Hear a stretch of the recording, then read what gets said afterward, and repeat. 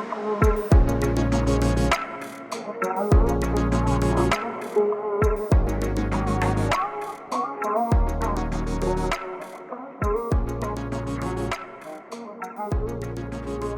can hear me okay?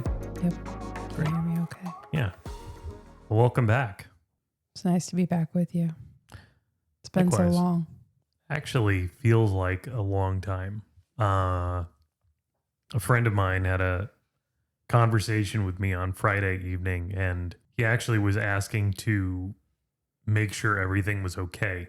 So he was like, "Is everything all right? Is everything okay?" No. I'm like, "Yeah, I think we just needed a couple days off from just everything that's going on." And by days, I guess I mean weeks, but we spent part of that down at the beach, Yes, which was quite nice. it was. It was very much needed. And I told that friend that it was needed. I said, "Why are you going on vacation?" And I said, "Because it's needed." So Yeah. he probably heard that and went, what does that mean? It's funny because we had a conversation after the fact, and he was speaking about how vacations are so different with children Yeah. and just how much running around that there is that goes on in terms of keeping them occupied and keeping them happy, and then also trying to maintain your sanity in a place that's not your house. We're Yeah. both the oldest of 5, so we can envision it from the kids' point of view, but not as parents yet. Yeah, not as a parent. Yeah, so we are back today to speak about reverence at communion. But before we get into that, something I wanted to speak about really briefly that I thought was kind of interesting. I am working on a couple new initiatives at work that require training large groups of individuals and not necessarily always reading off of a script. So we have general guidelines that we have to follow, and we need to touch on certain points, but ultimately we need to create and foster communities around AI that we're rolling out to the organization as a whole. Mm-hmm. And so in order to do that, you have to engage a large audience, and sometimes that means thinking off the cuff and speaking very deliberately, which is not an easy thing to do. And sometimes I'm really good at it, and sometimes I'm really bad at it. One of the things that I tried to do prior to all of this starting was, surely there is a saint that I can pray to for help regarding public speaking. And lo and behold, I found Saint John of Christendom, who is also known as the golden-mouthed preacher. And so I briefly wanted to talk a little bit about Saint John of Christendom, Chrysostom, Chrysostom, Chrysostom. I've heard it pronounced the first way that you're saying it. So have you looked up pronunciation or? I think they're two different things. I don't think it is Christendom. I think it's Chrysostom. Okay. But Cut me out. so who was he, right? His words were gold, but his life was a battle forged in iron. Saint John, known to history as Chrysostom, the golden-mouthed, was a man whose eloquence could calm a city on the brink of a revolt, yet whose uncompromising integrity would ultimately lead him to a lonely death and exile. I hope I don't get to that piece, but because that remains to be seen.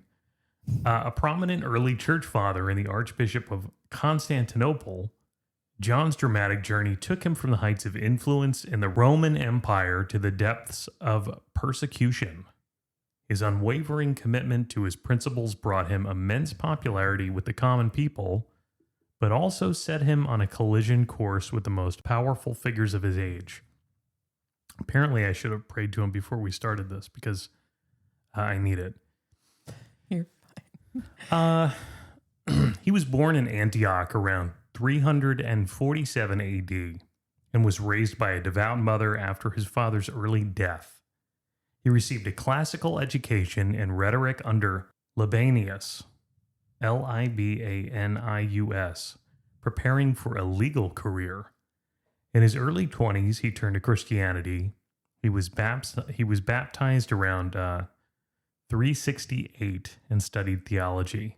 He then lived as a hermit in the mountains for 2 years, practicing extreme asceticism, including constant standing, minimal sleep, and Bible memorization, which damaged his health and forced his return to Antioch, marking the start of his public ministry.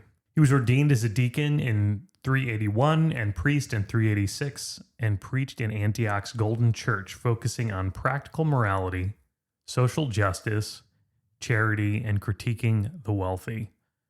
So I guess he really took the legal career to heart. His fame peaked around 387 during the Riot of the Statues, where his 21 homilies calmed the city and averted Emperor Theodosius's retaliation.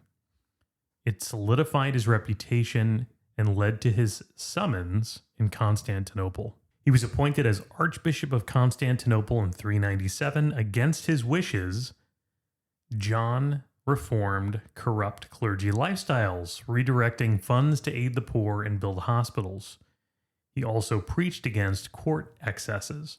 This alienated elites, including Empress Eudoxia and Bishop Theophilus of Alexandria. He was deposed at the 403 AD Synod of the Oak on false charges, and he was reinstated amid public outcry and an earthquake seen as divine intervention. Wow. But tensions persisted. In 404, after criticizing a statue of Eudoxia, John was exiled again to Caucasus in Armenia, then forced towards Piteous. The harsh journey killed him en route in Comana Pontica on September 14th, 407. Yeah. His last words were, "Glory be to God for all things." His relics were returned to Constantinople in 438 with honors. His contributions include over 700 sermons, 246 letters, and treatises like On the Priesthood, emphasizing literal, practical scripture interpretation. He revised the Eucharistic prayer, forming the Divine Liturgy of St. John Chrysostom, still central in Eastern Orthodox and Byzantine Catholic traditions. His advocacy for charity and the poor shaped Christian ethics, though some sermons, like the Adversus Judaeus, contained anti-Semitic rhetoric criticized for influencing historical Christian anti-Semitism. Say that 3 times fast. He was a doctor of the church and patron of preachers, and his influence extends to music like Rachmaninoff's Liturgy of St. John Chrysostom. I know that one. There you go. There you go. All right. Well, I wanted to share that because I thought it was kind of neat. And it just goes to show once again that there is a Catholic saint for everything in our world. And it is always worth utilizing that thing we call the internet, or series of tubes, in order to find out if there's a saint that can help you through whatever you're struggling with that day. Sounds like a good one for persistence as well. Yeah. With everything that he went through. I just wish he hadn't persisted to such an untimely end. That's all. You wanted to speak about reverence of communion, which is kind of an interesting topic, something that's a little bit more timely because of a recent conversation that Matt Fradd had on his Pints with Aquinas podcast with, I think his name is Dr. Peter Kwasniewski. Yes. Okay. And so I got to watch a snippet of this, but why don't you tell me a little bit about why this interested you? What was it about this that piqued your interest? First, a friend of mine, Amy, who just moved to Kansas, sent me an article from one of her priests that she's going to mass with there. I think he wrote it as his thesis, but it was on the reception of communion in your hand versus on your tongue. And for those that might not be Catholic, there's the either or, but it was looking at the history of why on the hand versus directly on the tongue when you're receiving communion. And then when I was researching a little bit more from the paper that she sent me, I saw that just a couple days ago, Matt Frad had interviewed Dr. Peter Kwasniewski. I'm going to try to say that correctly from now on that type of reverence at communion. The original title of the interview that they had was on the Latin Mass, and we've seen a lot of change with that in the Charlotte Diocese recently. So it's interesting that they went off on a lot of different paths or touched on a lot of different topics when they spoke. It was like a 3-hour video almost, but that was one of them. Yeah, I think that makes sense. Okay. I think another piece of this that's kind of interesting and something that kind of stood out to me is I often have, and I know often sounds strange, but I promise it's true. I guess it's more often recently. I've had conversations on and off with one of my brothers who doesn't even feel worthy during transubstantiation to look at the altar. And while the two things are not one and the same, today's topic and what he said, I do find it interesting because we are speaking specifically about receiving communion. I think it's related. It's your posture about the entire thing, what you believe is actually happening. Well, so what I think is interesting about this specifically is that the argument put forth by Dr. Kwasniewski is we're looking at communion through a modern lens, and that involves the receiving of communion in the hand. And his argument is that it ultimately diminishes the sense of the sacred compared to the older practice of receiving on the tongue. And he argues that receiving on the tongue is almost like an organic development of deeper faith in what we're doing as far as Mass is concerned. So for us, when we're receiving communion at Mass, it's not just a symbol. We're receiving the real presence of Jesus, his body, blood, soul, and divinity. And his whole point is that because of that, communion matters. And it's not just a symbol. Well, it's interesting at all that if we believe historically as Catholics that something like the Last Supper happened, ultimately like the first celebration of the Mass, right? Yes. At what point did things change? Yeah, it sounds like because there were not, like civilizations were all over and things were happening all over. It's hard to get a clear definition of how things were originally. Like we didn't have the internet. We didn't have modern conveniences of knowing exactly what was happening where. But it sounds like with the history that he gives, early Catholics did sometimes receive communion in the hand, but he points out that it was done with deep reverence and strict conditions, and that the communicant would bow, make a throne with their right hand, and place their left hand over the top of the right and receive the host with awe and care. And today he's saying that what's often practiced is a quick, casual reception in the palm. It doesn't really mirror the early tradition. It's something new and perhaps a little less reverent. It's interesting to talk about that because the church that we primarily go to in our diocese, we kneel, and most people receive on the tongue. You still have the option to receive it into your hand with the same thought process of that being a throne when you go through the communion process. But there's also other churches that don't have that as their primary way of receiving the Eucharist. So it's interesting that like you can go to a Mass and have the same experience with the liturgy and what you're reading, maybe even singing psalms, all of that. But the way that it's treated might be different at each parish.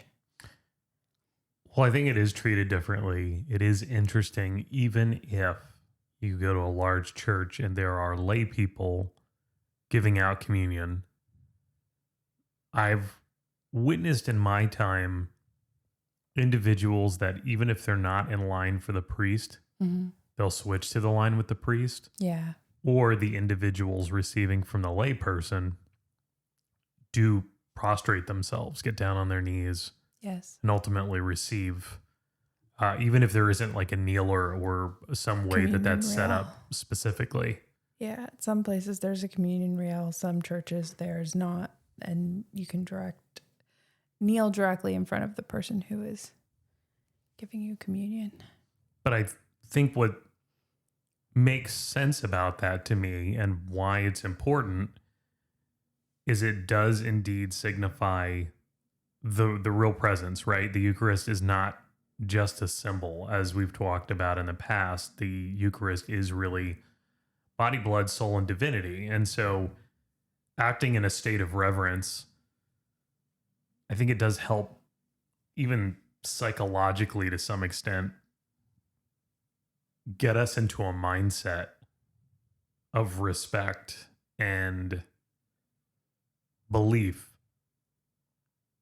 that might be quashed by simply walking forward and receiving on the palm, because there are a lot of individuals, and again, I'm not saying everybody, I'm not trying to throw shade on anybody, but I would venture a guess and say that by the time communion rolls around, it is one of the final big acts within the mass, and I would say that most people are ready to bolt out of Rush church out of there. Yeah.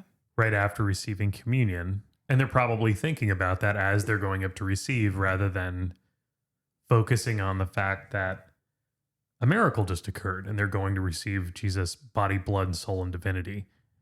And I say that factually because there are a number of people at any given mass that ultimately receive communion and then depart. They don't even stay for the final blessing.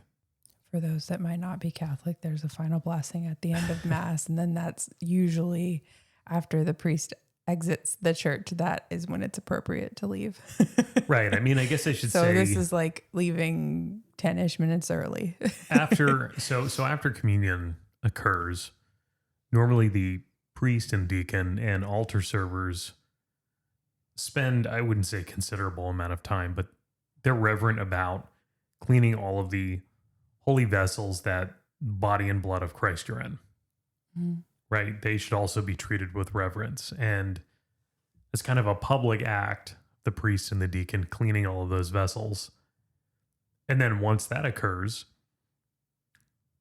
I guess I should say, on top of that, while that is happening on the altar, individuals that have received communion are typically on their knees in some type of prayer because you've just received Jesus. It is a moment that I think we should all take into reflection. And if you truly believe that what you've received is the body and blood of Christ, how lucky are we that we've gone to Mass, and how lucky are we that we got to witness and partake in that part of Mass?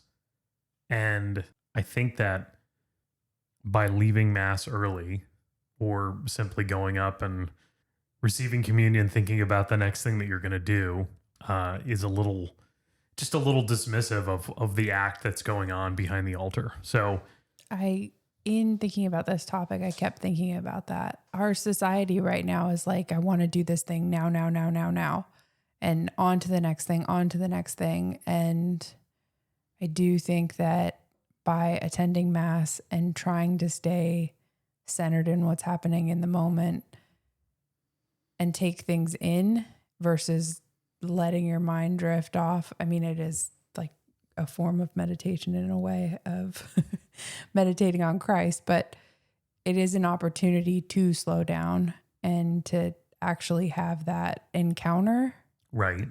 that I think it's so easy to get away from it right now, especially with everything that's happening. It's like until the moment that we walk through the doors of the church, I think probably for most faiths right now, you're bombarded with everything and anything going on.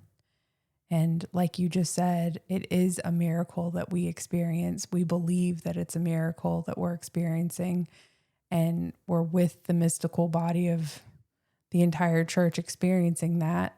And if our mind is elsewhere, then we can miss out on that. And I think that often we can leave the church thinking I didn't get anything out of that. But the whole topic just seems like a good reminder for me, at least, that it's an opportunity for me to put something into it to get something out of it, I guess. It might sound really simple, but No. like if my mind is elsewhere, how am I going to get something out of it is what I mean. And you're lucky because you have to make a pretty deliberate act in order to actually receive communion because you're allergic to Jesus. So Ryan's joking. the fact that you actually have to go up and ask, an usher or one of the celebrants of the mass, Yes. to get one of the gluten-free hosts and actually put it aside Low is like gluten. it's a very, very deliberate act. Why does that make me lucky? Well, Are you joking? Or because it forces you to think about things in a little bit different. Like the fact that you would go to the effort to do that, I think put some significance on ultimately what's going on. And one of the things that continues to, I was going to say crack me up, but it's more of like an eye rolling thing, if I'm being honest. And that's at the beginning of Mass, there's almost like a little housekeeping rule that is read.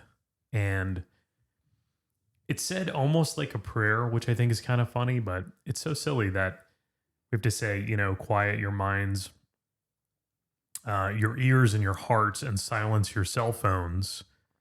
And please make sure that when you go up to receive communion,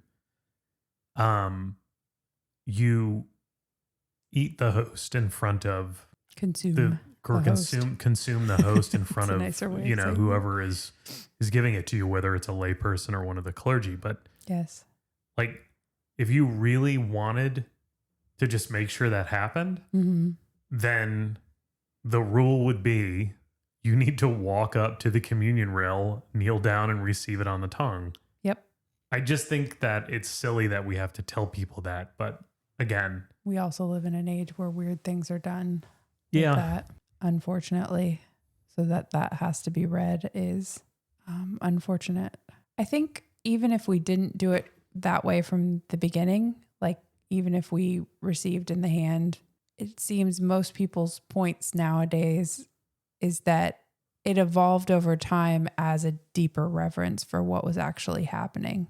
And as times changed and people changed, the idea of that also needed to change. So what I think is interesting, if you pull on that thread just a little bit more, this is actually something I feel pretty good chatting about from both sides of the equation, because when we moved down from New Jersey and initially started going to church in Hickory, North Carolina, the church that we went to ultimately was more, how do I say it, almost like standardized as far as Mass was concerned. Mm-hmm. It really was a Mass where you would go, you would celebrate Mass, people would receive in the palm of their hand, and you could just kind of tell that a number of those folks, like that was the only time that they spent at Mass that week. And there wasn't really a lot more to it, a lot more meat to it. And I don't think it really changed for us until we started going to a different church in Conover, North Carolina. And we had this priest that came from California and ultimately changed the landscape of everything that I thought about the Mass. And I remember one of the first things that he did was get altar servers involved in Mass, which was not a thing that we had there. And it wasn't like any altar servers that I had seen before. He ensured that everybody had these cassocks, actually like a black cassock with like this white covering that went over the top. And it wasn't dissimilar from what you might see a priest wear to some degree.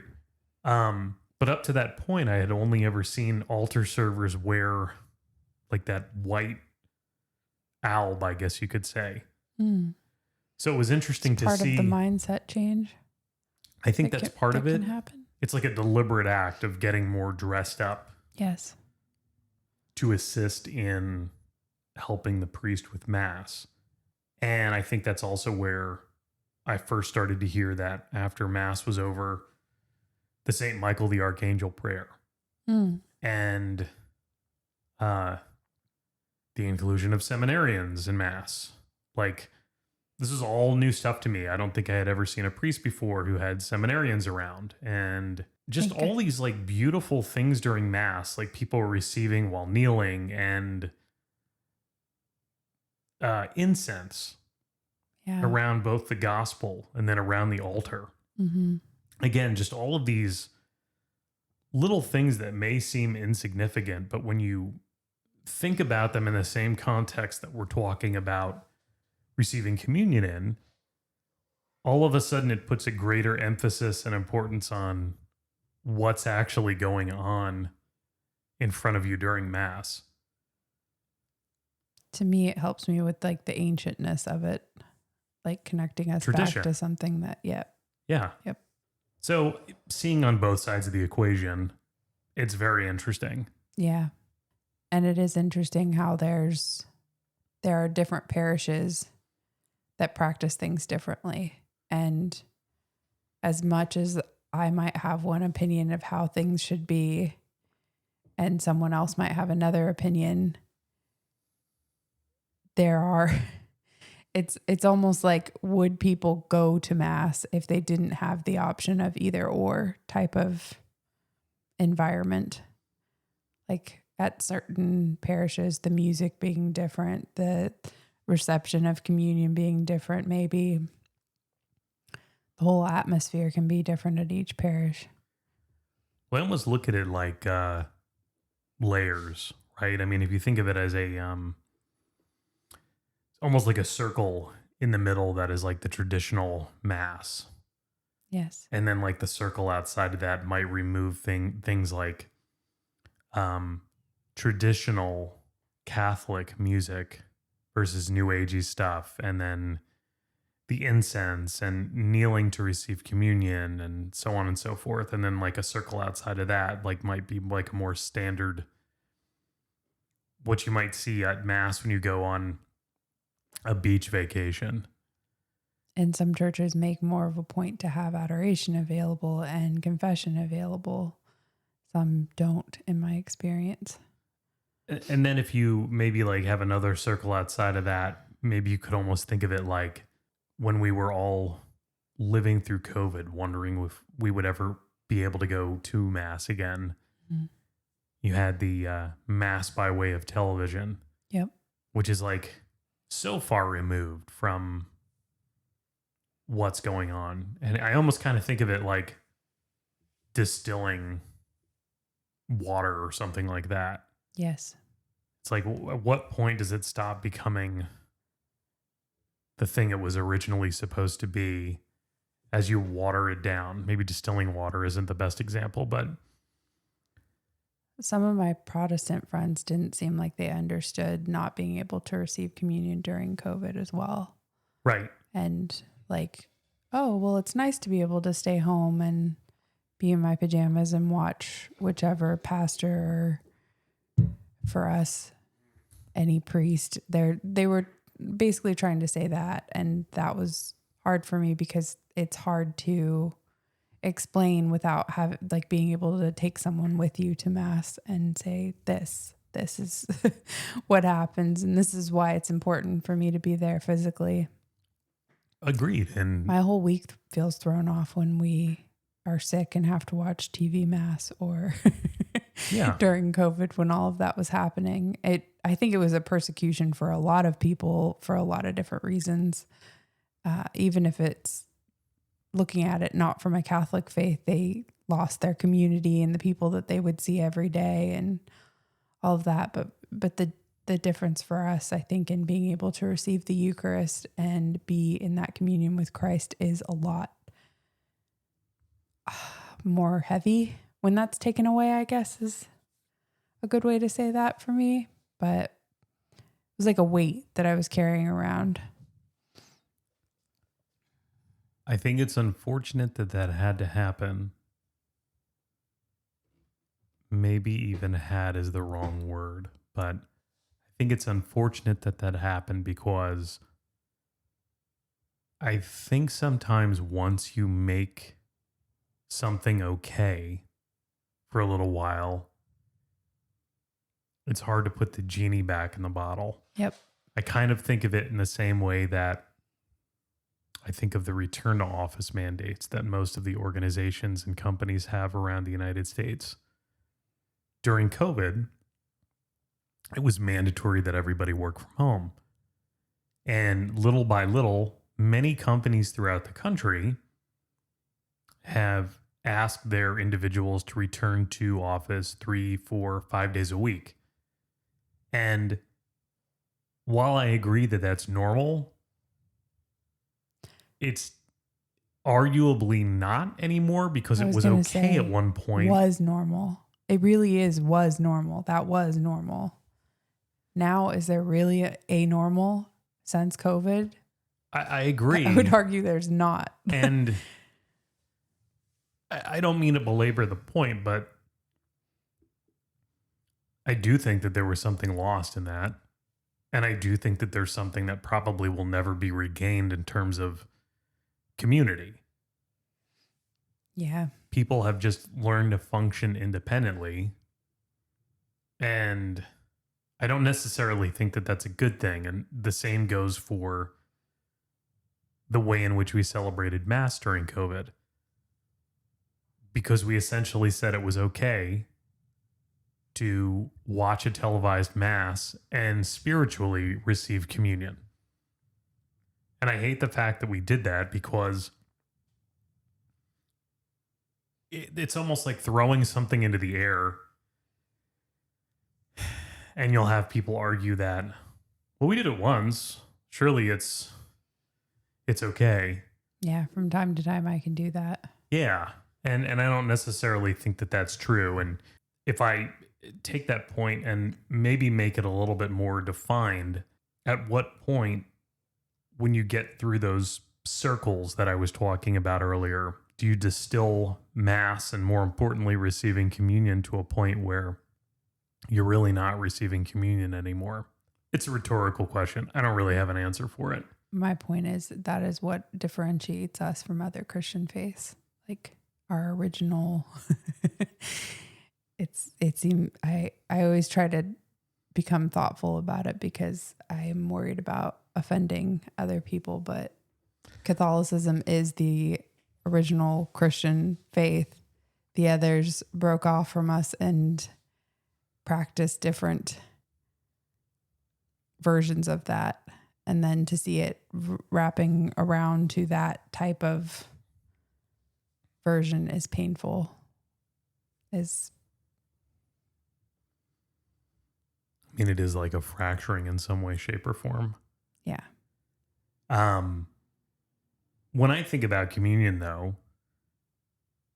and I'm guilty of being distracted, so I'll throw that out there. I'm not Superman when it comes to that. But I do always try to get into the mindset before I walk up to communion of, I think along the same lines as I do when I'm in line for confession. And I start questioning myself as I walk up to the altar, right? Am I approaching the altar with humility? Just like I would go, well, what kind of sins have I committed? Where do I need to reflect on? What did I do badly this week? Do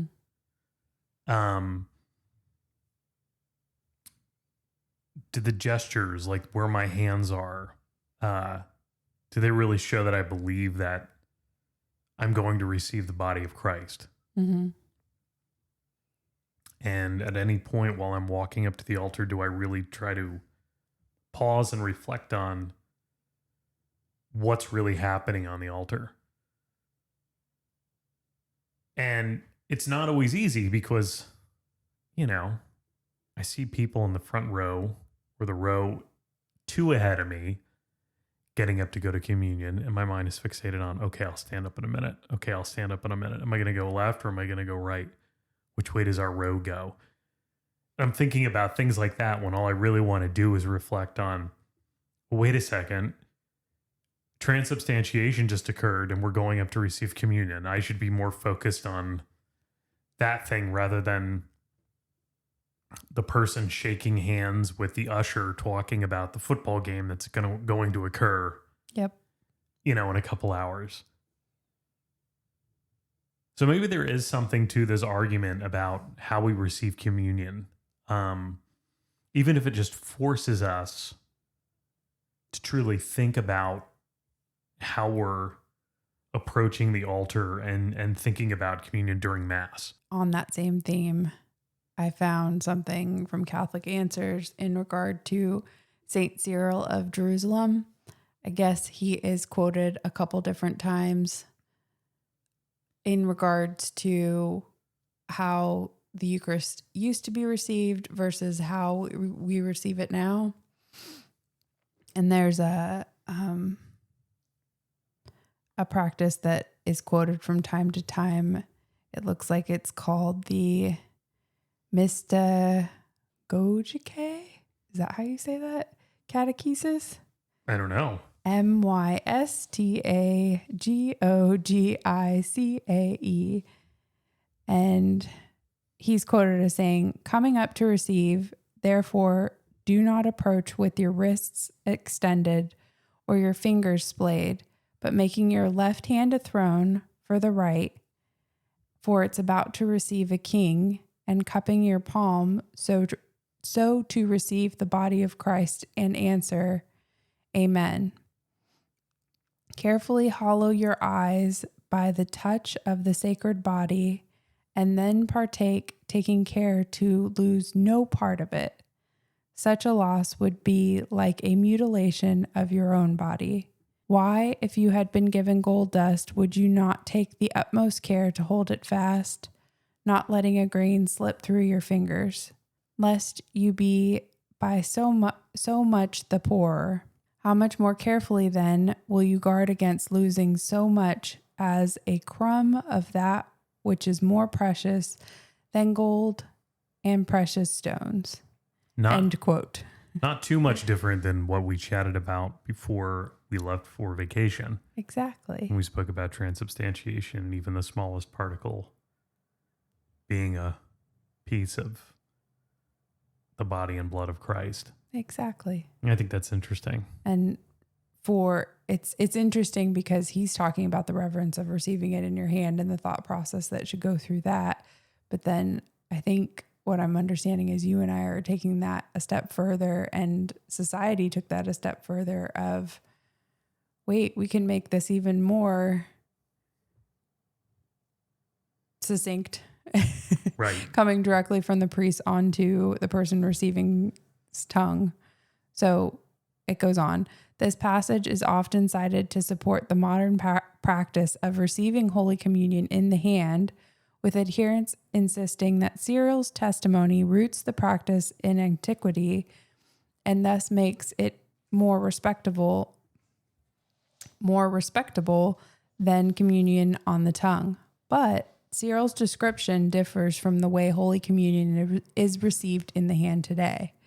Those who receive in the hand might have the right hand under the left. The priest puts the host in the communicant's left hand, and the communicant with his right hand transfers the host from his left hand to his mouth. In the practice described by Cyril, the host is placed directly into the right hand, which is lifted up to the mouth.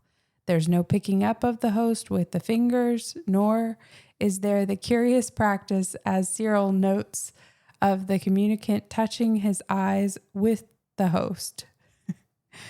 Wow. I thought that was interesting. Well, there wouldn't have been any step in between, and we take steps in between.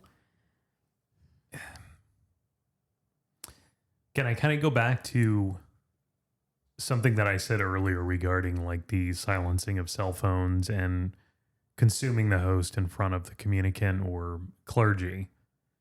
And by receiving on the tongue, I think another thing to keep in mind is when a priest becomes a priest, his hands are specifically consecrated to handle the Eucharist. Mm-hmm. Um, Dr. Kwasniewski mentioned that in the video It's- too, well, that I recommend people go look for.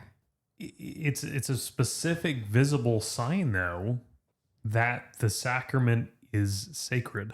Yes. Like that is the entirety of the reason behind that. And almost by like giving lay people the ability to receive on the hand, it diminishes that in some way, shape, or form. I also think that that's a good argument that he makes in that conversation. So what I'm getting from this conversation is that you think that it should be received directly on the tongue. Yeah, absolutely. Do you think you should be kneeling as well? Yes. Yeah, that is Interesting. one of the things that I absolutely love about St. Mark's is the fact that we have an altar rail that goes around the entirety of the altar, and you realistically, unless you have an issue kneeling down, Yes. kneel down and receive communion on the tongue. I don't think it could be more reverent. When you actually ponder that being your Lord and your God, why would you not want to kneel why would you not want to kneel like as much as possible to show that reverence? Absolutely. Yeah, I think it's interesting, like I said, again, that you can celebrate Mass in so many different ways. And I wish there was a better word that I could find than watered down. But Mm-hmm. I almost just wish that there were certain things that were just standard and we just did it the same way. And receiving communion in the way that we've been chatting about, I think just should be the way that it is. A lot of things about the Mass are standard and the same across the board, but not that. Well, just think from it's interesting to me because I just think about the fact that so many people have an issue or trouble believing in the transubstantiation piece of the Mass. Why wouldn't you want to make the act of receiving this miracle that occurred the most reverent way that it could be? Like, For those that do believe that it is that what you mean? yeah, I mean, if you are a Catholic and you're actively participating in the Mass, you get to the point of communion and you've witnessed transubstantiation and taking the host and the wine and turning it into the body and blood of Christ, right? You go up to receive that. If you truly believe it, I don't understand why a church wouldn't make it mandatory to receive on your knees. To be as reverent as possible. Yeah, I mean, put the emphasis on the thing that's important. It's like one of the things I always scoff at and roll my eyes about is if you have, let's say, a Democrat senator who openly advocates for abortion, Mm-hmm. but is also Catholic and is allowed to receive communion.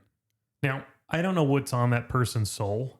I don't know how often they go to confession. I don't know what kind of conversations they have with a priest, but for lay people that witness that, or like you and I, who are 100% against abortion, Mm-hmm. it sends the wrong message, in my opinion. It sends the opposite message Yeah. to people that see that. And I don't really understand why this should be any different. I mean, take the example that I just said and then apply what we've been talking about. The fact that it really is the body and blood of Christ. Yep. Is it like the fact that you don't want to, how do you say, muddy the waters? I don't know. It just doesn't seem right to me. I think it has been watered down. Aren't there like polls that say how many Catholics actually believe that is the body of Christ and how many don't now? And how we need to be better about explaining exactly what's happening and what we believe? I didn't, if that's true, I didn't know that, but that is definitely something that we need to be better about if that's the case.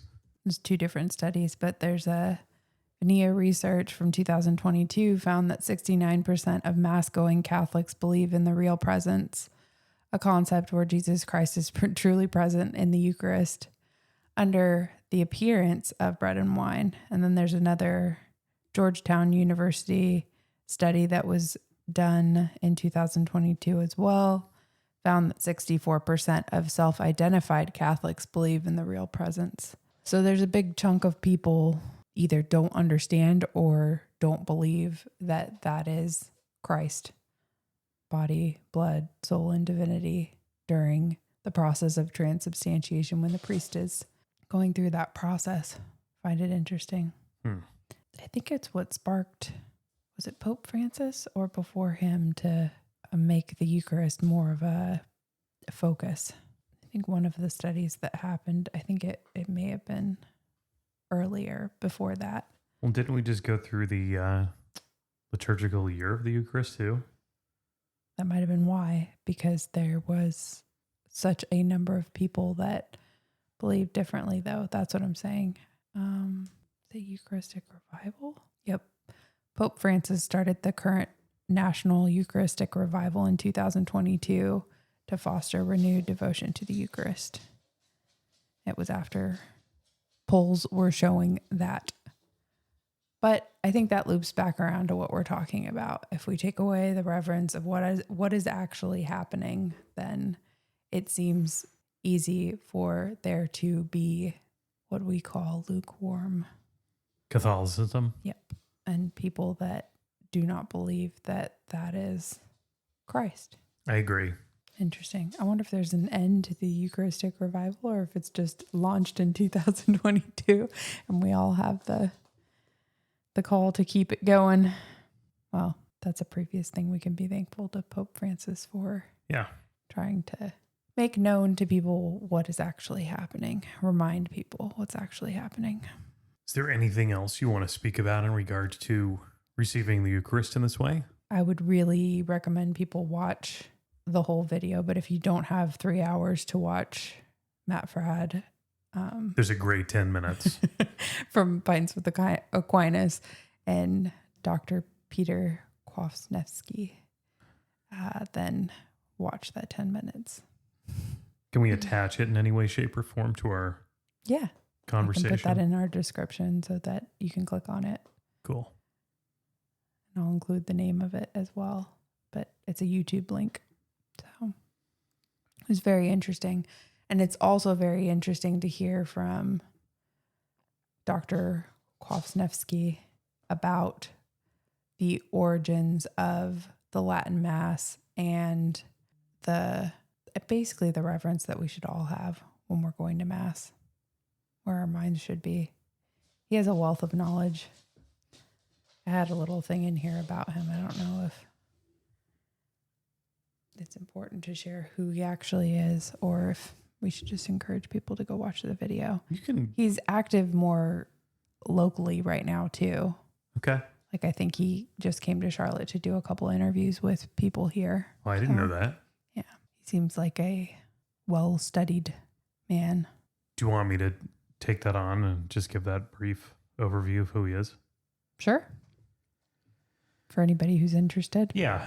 You keep referring to this guy if you don't already know who he is. Yeah, sorry, this is kind of on the back end. It probably should have been more front-ended, but ultimately, Dr. Peter Kwasniewski holds a BA in liberal arts from Thomas Aquinas College and a master's in PhD in philosophy from the Catholic University of America, with a specialization in the thought of St. Thomas Aquinas. Wink, wink, nudge, nudge. After teaching at the International Theological Institute in Austria, he helped establish Wyoming Catholic College in 2006, where he taught theology, philosophy, music, and art history, and directed the choir and scholar until 2018.